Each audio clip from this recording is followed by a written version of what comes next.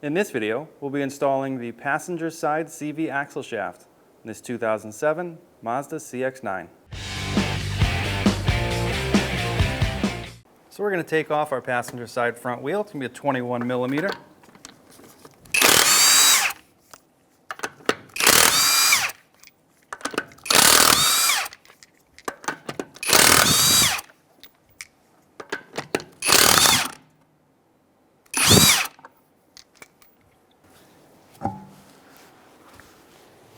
So now we've turned our wheel to gain a little bit more access to our tie rod end.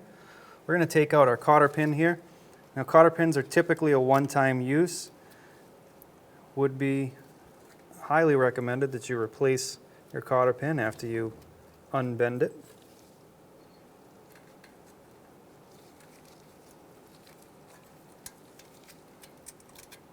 Now our castle nut's going to be an 18 millimeter.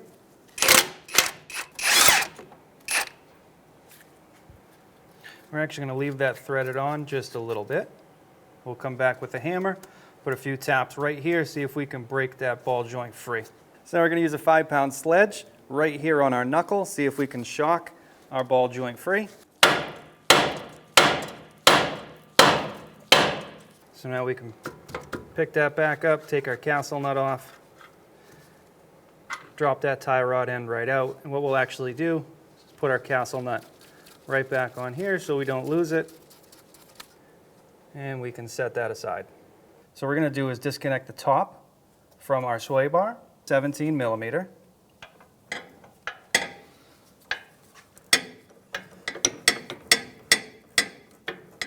Just now the back shoulder started, or the center started to spin.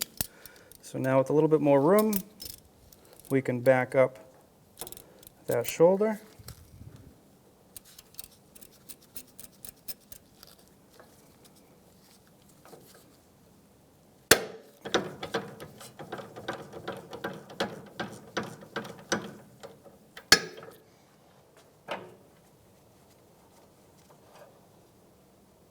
Now we can pull that top link right out.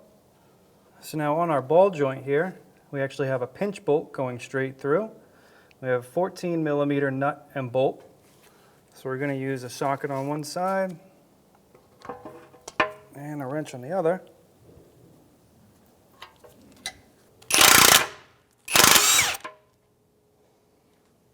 All right, so now we can take that pinch bolt, send it forward,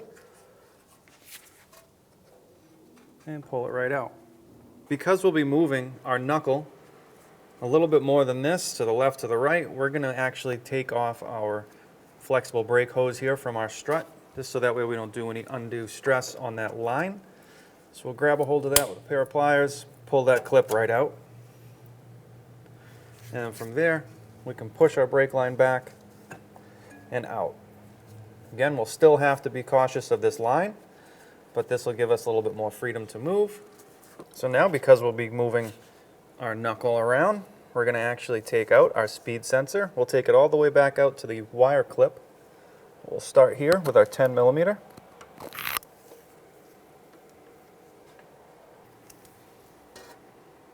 Sometimes with these speed sensors, you can give them a little wiggle left or right, and they pop out.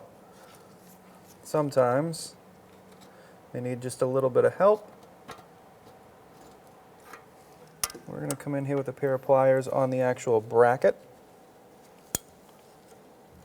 See if we can give that a little twist.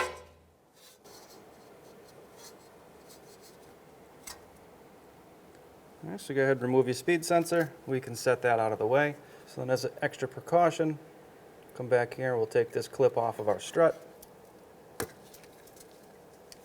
We can take our speed sensor and tuck it way up out of the way.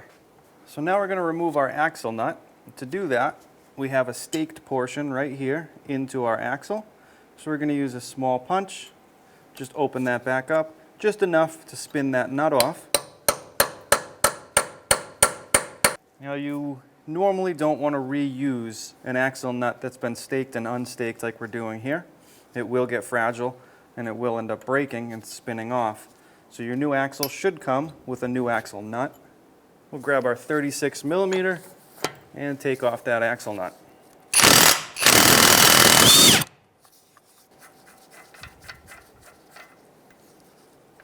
So because we are replacing our axle, I'm not afraid to use a metal hammer here.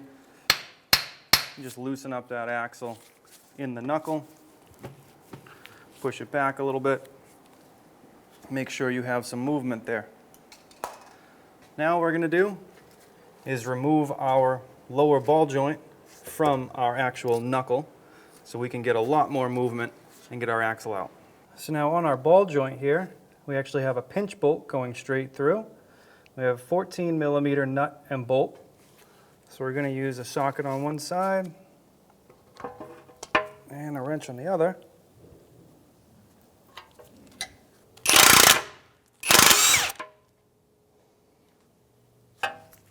All right, so now we can take that pinch bolt, send it forward, and pull it right out. So now with our ball joint free of our knuckle is now being held in by our strut. We can pull our knuckle forward and work our axle backwards. Work your axle right out of the knuckle, set it aside. So using a long pry bar, coming in from underneath the vehicle, right on that lip. Now before you do this, you do want to have some kind of spill protection down in case any transmission fluid or any fluid of any sort leaks out. We do have a couple of spill mats down, and we're ready.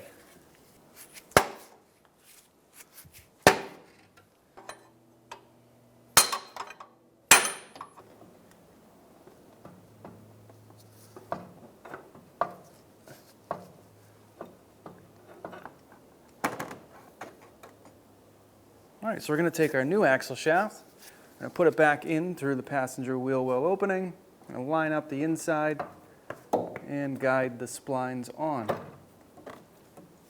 Once we get our splines lined up, we can come out to the outside, use a rubber mallet, give it a few taps in. We're going to need to push it past the O-ring or the snap ring that's on the inside. I'm going to go ahead and give it a few taps. Get it past that O-ring in the center there. So now with our axle shaft firmly seated into the union in the middle, we're going to get our shaft end here into our knuckle. Before we do that, we're going to take just a little bit of grease and put it on our splines. We'll do that here as well as inside the knuckle.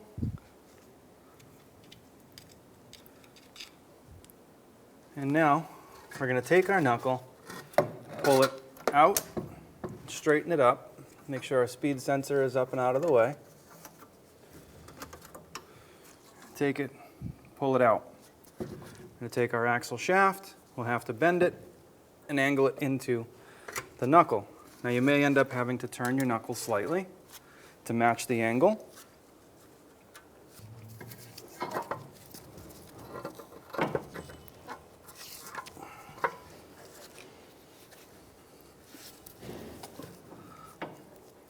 Okay, so at this point we have the axle just barely into the hub. Things aren't going to match up perfectly just yet. Your splines aren't going to go in just yet. If they do, fantastic. If not, no big deal. I'm going to take a long pry bar. I'm going to put it across our control arm, press down. All right, you can see that's helping getting our axle in a little further. So what we're looking for now is for the splines to match up. You'll know they match up if this comes all the way forward. So we're going to continue to drop our control arm, sit that right underneath there. From here, I'm going to try and twist our axle slightly, line it up a little better, try and get those splines to line while pushing backwards on our hub or our knuckle. So now what we're going to do is use that long pry bar to push our control arm down. We're going to sit our ball joint back into place here. Okay, so we're going to press straight down. Should be able to push our knuckle inward. If you're not able to push inward, you know that your splines on your hub side aren't actually lined up.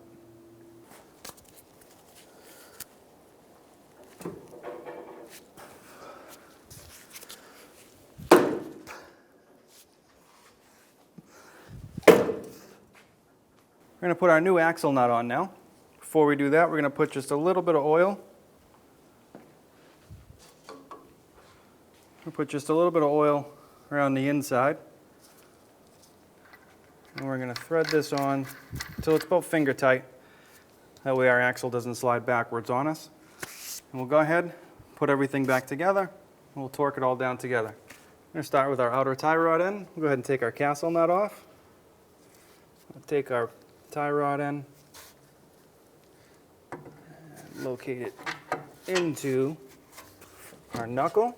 I'll press straight up and put our castle nut on.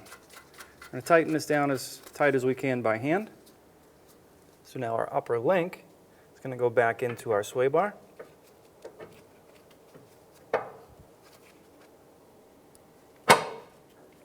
And we can thread on our nut. And again, we'll just tighten that down as tight as we can get it by hand.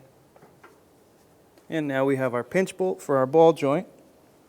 Now if your ball joint pinch bolt won't go all the way through, make sure you take a look through this hole here and you don't see any of your ball joint in there. There is a passage through the ball joint where this bolt will go. All right, so we're going to reinstall our speed sensor. Put that down into place with our 10mm bolt.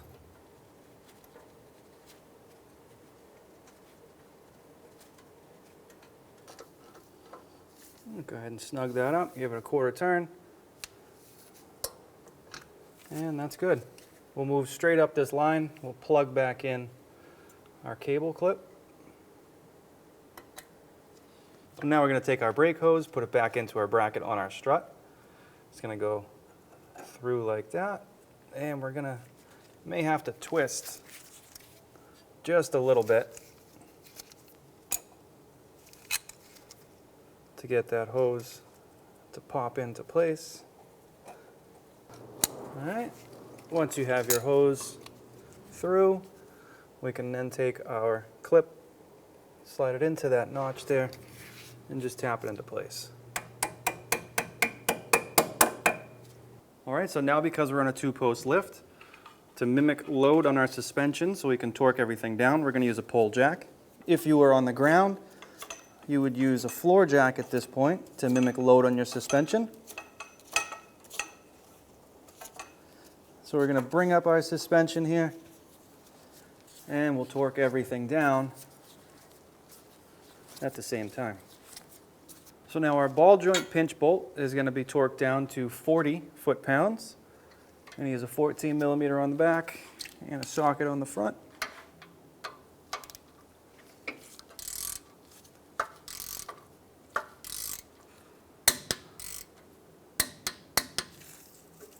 And now our top link will get torqued down to 35 foot-pounds.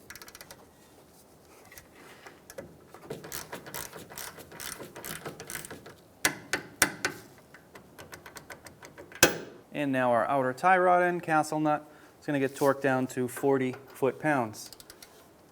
Side note, when you're doing this, you want to torque down to 40 foot-pounds. Take a look, make sure the hole for your cotter pin lines up with the castle nut. If it does not, you want to continue to tighten until you find a hole that matches up. You do not want to loosen. Now we can take our cotter pin and send it right through. I'm going to push it all the way in and take that excess and bend it up and over. What I like to do here is just grab a small hammer or something and just flatten that down. So now that we've torqued everything down under load, we can go ahead and release our pole jack.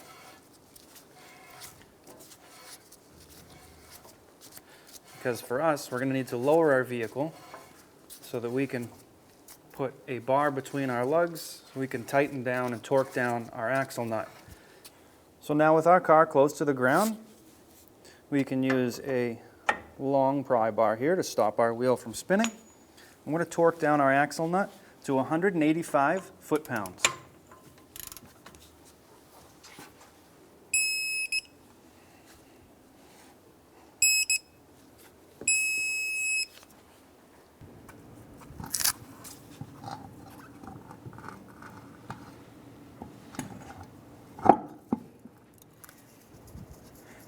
Typically when I put a wheel back on, I will do 2 lug nuts top and bottom, and I'll rock it back and forth to try and get it as flat as I can.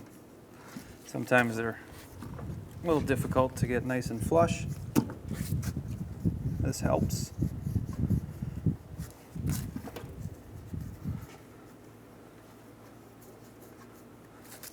And then we'll put our other lug nuts back on. We're going to snug them up while we're in the air, and then we'll lower the vehicle to torque them down.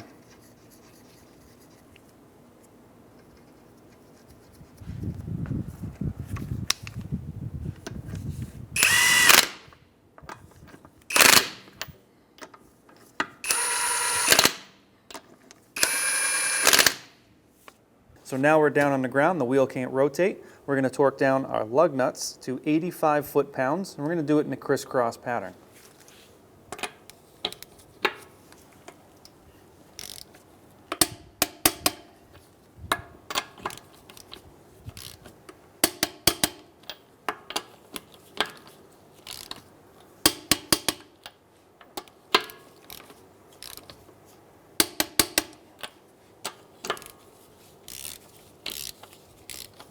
After finishing this installation, it's important to have an alignment done on your vehicle. When only the best will do, demand TRQ. The only company that lets you view before you do. TRQ is committed to offering the highest quality aftermarket auto parts that are engineered for peace of mind. Thanks for using and viewing with TRQ.